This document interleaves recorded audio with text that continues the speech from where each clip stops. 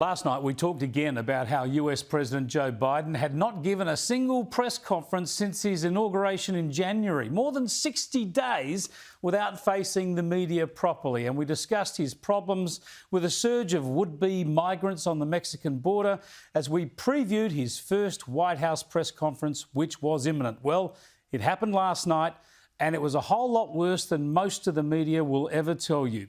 First up, border protection. And instead of admitting that abandoning Donald Trump's border wall and taking a softer stand on immigration was encouraging a rush on the borders, President Biden proffered another reason. People are coming because I'm the nice guy. That's the reason why it's happening. That I'm a decent man, or however it's phrased. That, that's why they're coming, because Biden's a good guy. Wow. Now, not only is that very lame, it also doesn't seem to explain the increase in potential immigrants and rush on the borders that the Trump administration was trying to deal with. Does anybody suggest that there was a 31% increase under Trump because he was a nice guy and he was doing good things at the border?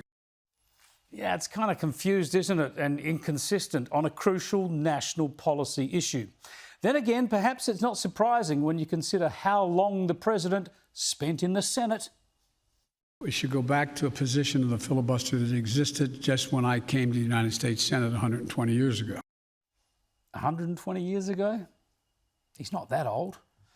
Now, since the press conference, pictures have emerged of cheat notes the president had on hand. Some were noting key issues and facts, fair enough, and another one with photos of the journalists and their names with numbers penned alongside them, presumably in the order in which they were going to ask their questions. But this didn't seem to help Joe Biden much.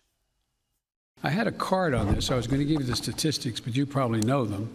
That it used to be that This, ladies and gentlemen, is the leader of the free world. I hope you feel secure.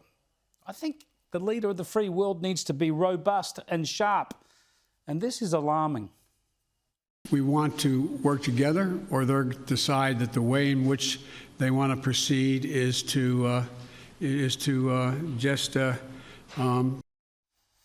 Now, former President Donald Trump was watching this and he noticed the sharp difference between this unsteady but polite episode and the constant sparring he endured and sometimes enjoyed with journalists.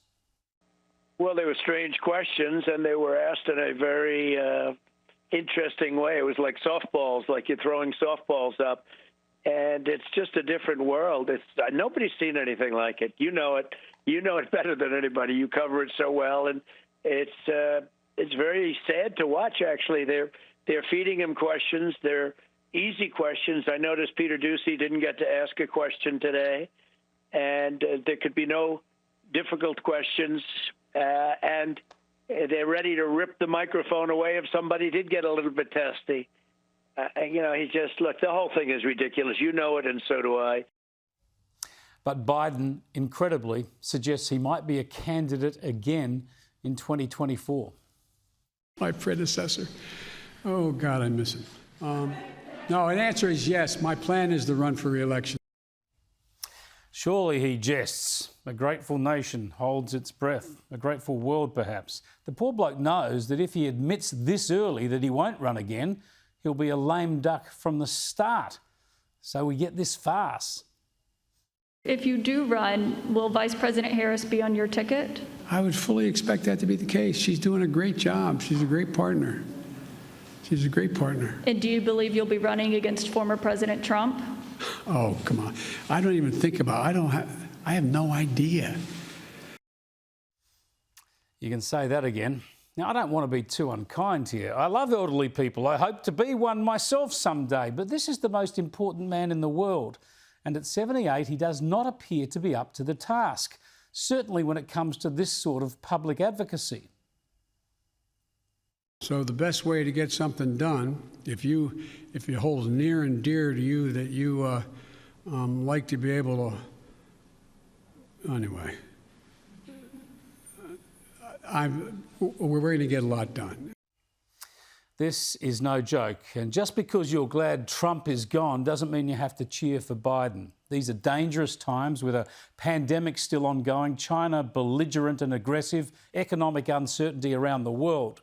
We need strong leadership from the US, and surely there is nobody in the US, Australia, or any other liberal democracy who could draw any comfort from that sort of performance, except perhaps for the Vice President Kamala Harris, I guess.